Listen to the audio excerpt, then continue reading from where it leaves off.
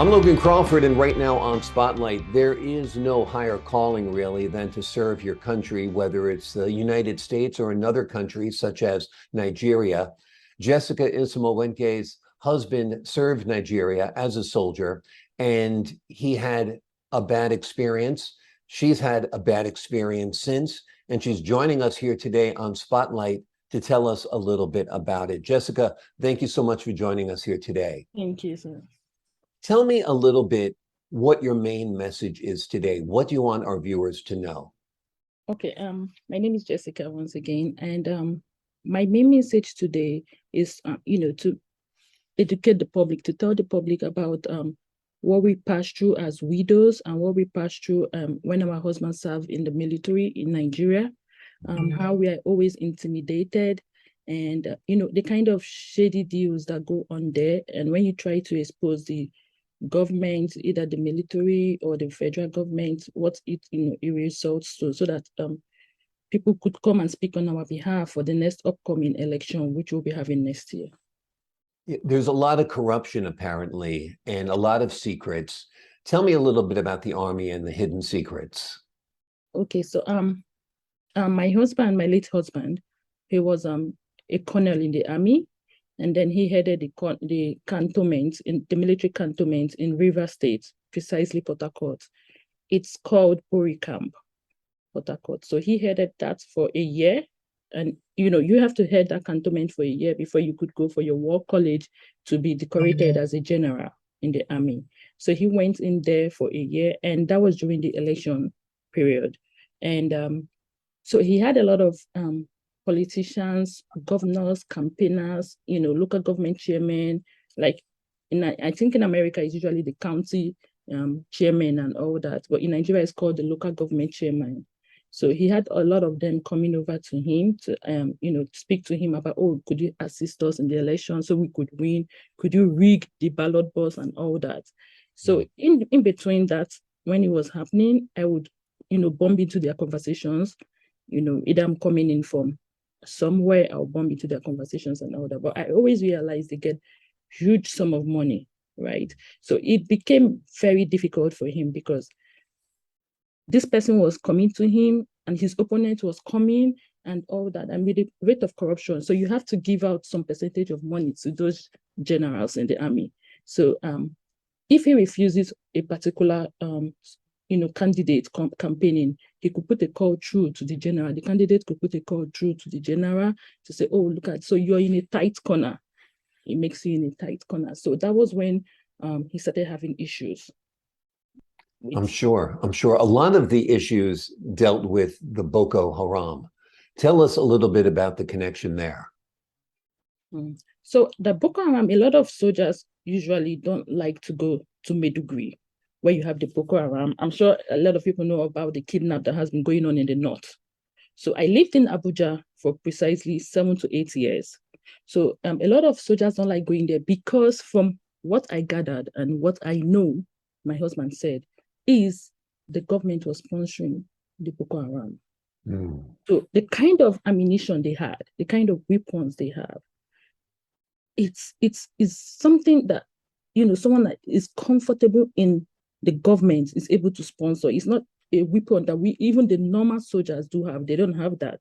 So it's usually imported, I guess. It's imported, right? So my husband, they always try to lobby their way so that they don't go to the Boko Haram. They don't go to Maiduguri, where they fight the Boko Haram and all that, so that they don't get hurt, because that's how a lot of soldiers, a lot of army officers get killed. So it's something, that's why it's been difficult to tackle over the years. It's been so difficult to tackle because the people in politics are actually the ones sponsoring. So my husband, I was able to speak with my husband. I saw some restricted confidential documents and I was wowed, like, why will you sponsor the terrorists? Yes, so that's what they pass through. So most of them lobby their way so that they don't go to where they have the war, because the war doesn't end. Now it's extending from one state to another, and then a lot of kidnappings. My mom was kidnapped. My uncle was kidnapped. A lot of kidnappings are going on right now. And my mom was seriously tortured. She was really tortured so that we could release some funds of money to them.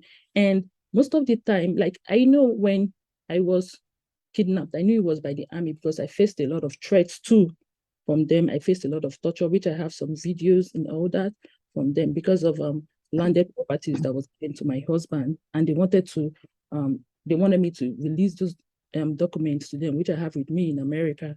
So they wanted me to release the documents to them so they could claim the land. It's a shady deal. That's what it goes on. Yeah, the ties between terrorist organizations and military and the government are very, very unsettling. It is because the war doesn't end. It's unlike Ukraine, whereby their governor, their president go in for war and all that, right? And the war is just within the north. And now because of what is going on in the north, and they're, they're encroaching into the east, the west, and all that. Now in the east, we equally have a set of people called the Biafras. A lot is going on in Nigeria, which is still based on corruption. So we have the Biafras kidnapping too, causing a lot of calamity, but not as much as the Boko Haram. It is so bad. Over the years, it has got worse and worse and worse and worse. And there's nothing that is being done rather than generous lobbying. There's a lot of corruption in the army. It's worse than the civilians. It is worse. It is worse. I'm sure. Are you in Nigeria now? No, presently I'm in Texas. You're in Texas. Okay. So you've escaped Nigeria, fortunately, because I'd imagine speaking out like this and living in Nigeria would be a very dangerous thing, right? It is because I still have family members over there that are suffering, the repercussion of what happened to me. It's been very emotional. They're equally suffering the repercussions. So I figured out, and some other people figured out it was better I remain back, even during the NSAS. I'm sure you're aware of the NSAS that happened. You could see how DJ was actually threatened and tortured. So that was how she left, because she was tortured for speaking out that, hey, there were a lot of killings, and the government said there was no killing, but she had the evidence, the video, and that was when it happened. So we have a lot of people that are hiding under the canopy because of threats of life, and not just threat, they will do it. We don't have an advanced system that makes like America, like if something happens, an advanced investigation, clear, free, that right. FBI is going to search, the ICE is going to search. A lot of people are going, we don't have that in Nigeria. If you have the money, you lobby your way as a criminal, and that's what it's giving us a really bad name in the society. It's frightening because there's really nowhere to turn, because when the government is in collusion with the terrorists, then it's an awful situation for the civilians, which is what the people of Nigeria, I'd imagine, are going through right now.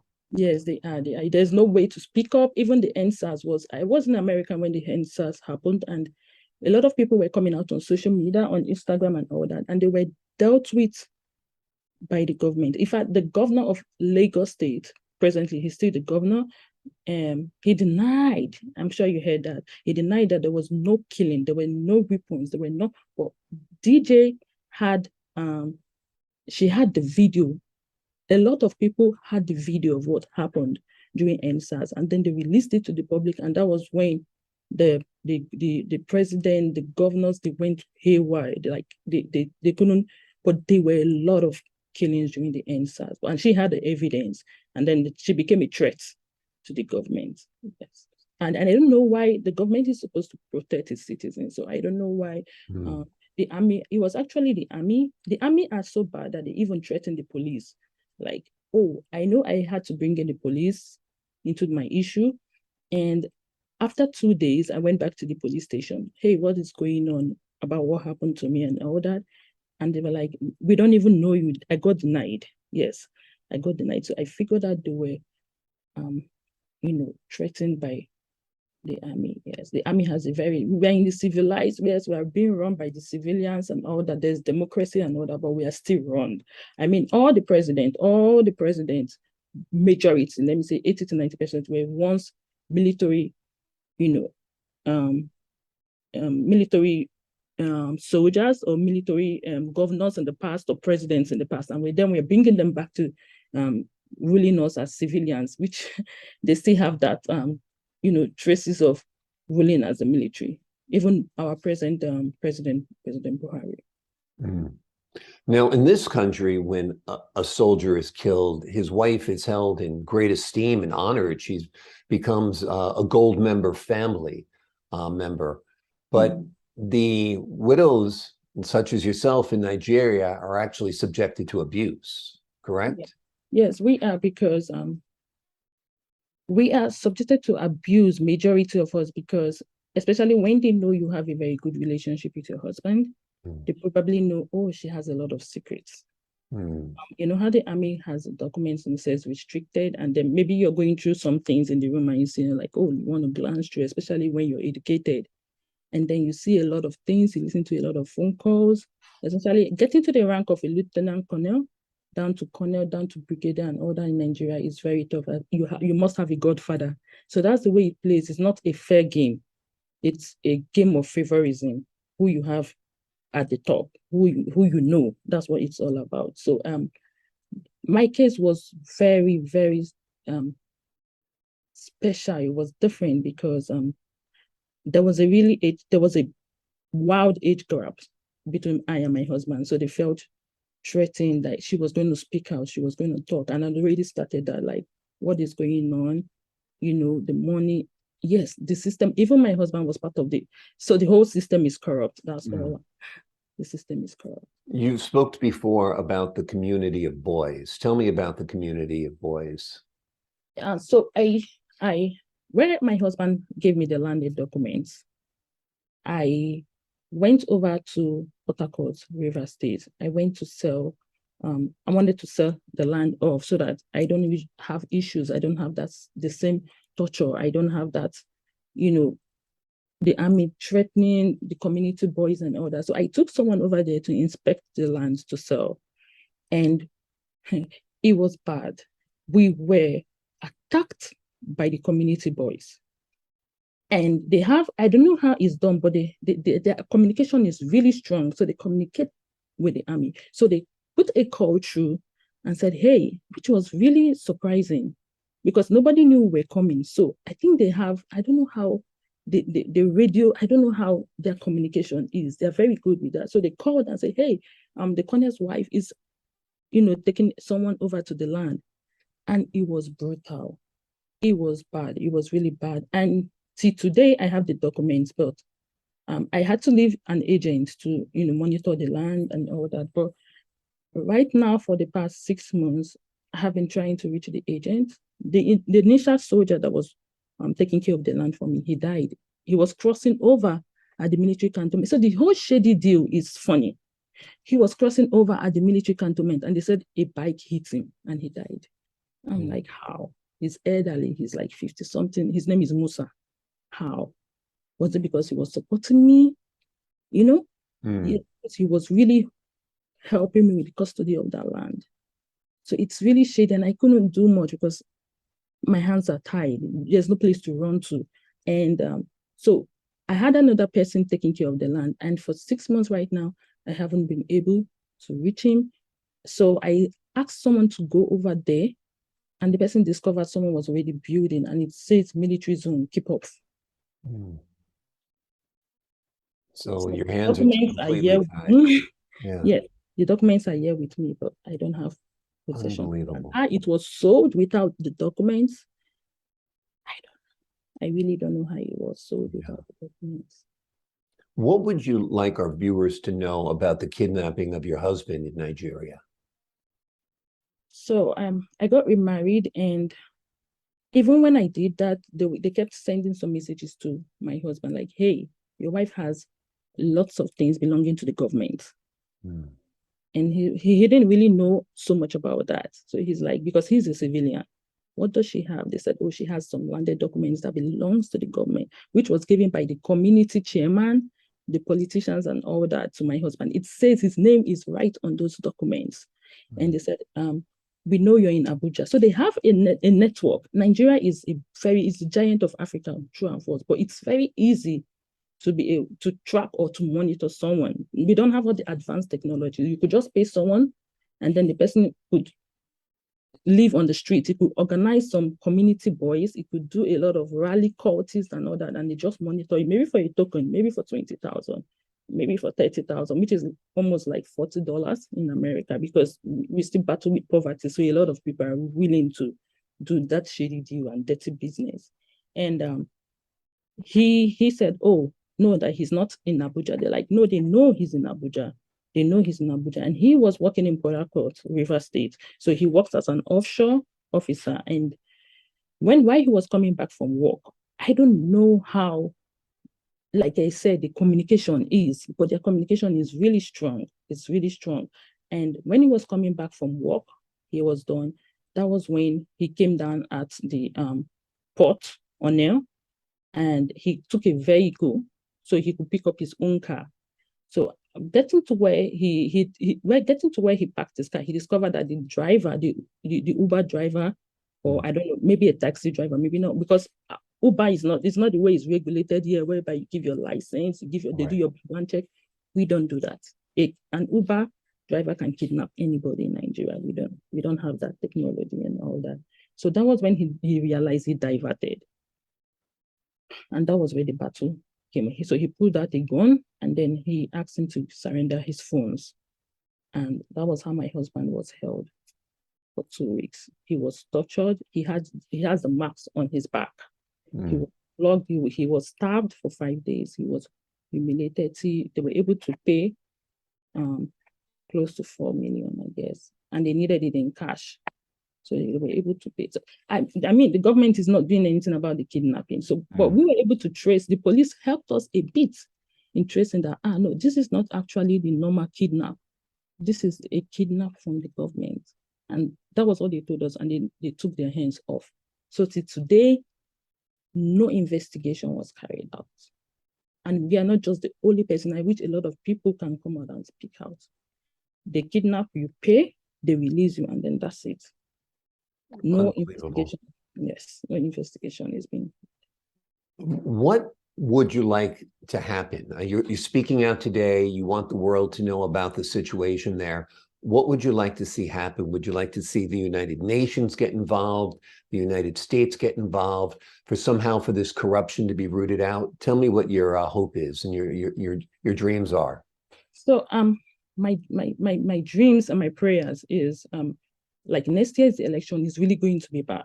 It's really going to be tough. And a lot of people, if not close to 50% of Nigerians are fleeing the country presently because they know what is going to be in stock next year for the election. During the election, you talk about rituals, you talk about kidnap, because a lot, and this thing going on is still being sponsored by the politicians because they need the money. So they go into rituals and all that. So what I would love for the society to come and help us with or assist us with, like the United Nations, free, fair election. A very free, secured, fair monitoring of the election. I also equally want the United Nations to come in regards to the kidnap. Nothing is being done. It's getting worse and worse and worse by the day. The kidnap, the humiliation. So I would love the United Nations to do a thorough, assist us in a thorough investigation. Someone must be heading the camp. Someone must be sponsoring it. It entails someone that has the financial instrument to be able to, do a kidnap, because you feed, you organize, and all that. So I would love if the United Nations can kindly assist Nigeria, most especially, in a background check to determine who is sponsoring the Boko Haram, who is sponsoring the kidnappers, who is sponsoring this. I would love them to equally be around during the election to be able to. I know it's not always fair. I mean, America had a very little, but that's 2%, of whatever other nations go through the election, especially Africa, especially Nigeria as a whole. So I would love the United Nations to be around to be able to monitor the elections, but with the state level, the federal level, the local government level, the primaries and everything, to be able to monitor it and assist us during this December period. It's usually a very tough time for Nigerians. They do a lot of kidnap, a lot of rituals and all that. So I would equally love them if they could assist with security. I know they've helped a lot with the Boko Haram, but I figured out, of course, it wasn't going anywhere. So it's okay if you pull out your troops, right? Because they take a lot of money for them to be. So that's what I will be pleading with the United Nations, most especially to ensure that we have a free, fair election, that the candidate that is standing up as the president or is campaigning as the president is given that opportunity to rule the country. We don't want people that have ruled in the military in the past, because ruling in the military and coming back as a civilian, you're still bringing in the same culture, the same way you had always ruled in the past as a military government. So we want someone that is a civilian that is campaigning. Give another opportunity. It's not a hierarchy. Don't let it look like, oh, my father was a king and then it keeps going, the Northerners rule and all that. It'll cause a lot of issues. So spread it out and let it be a free, fair election. So that's what we'll be pleading with the United Nations for security and to monitor the election. Well, Jessica, we appreciate you coming here today and speaking out and having your voice heard. And we certainly hope that the situation in Nigeria gets better, that your personal situation improves as well, and that somebody, perhaps the United Nations, steps in and ensures that this nation has a fair election where the voice of the people can be heard, where this chain and cycle of corruption can be ended. Like you said, if you come from the military and it's a corrupt military, if you're now serving as a politician, you're just bringing that corruption with you. So that cycle needs to end. Jessica, thank you so much for joining us here today on Spotlight. Thank you. I appreciate it. My pleasure. And I'm Logan Crawford. To the folks at home, thank you for joining us here on Spotlight. Until next time.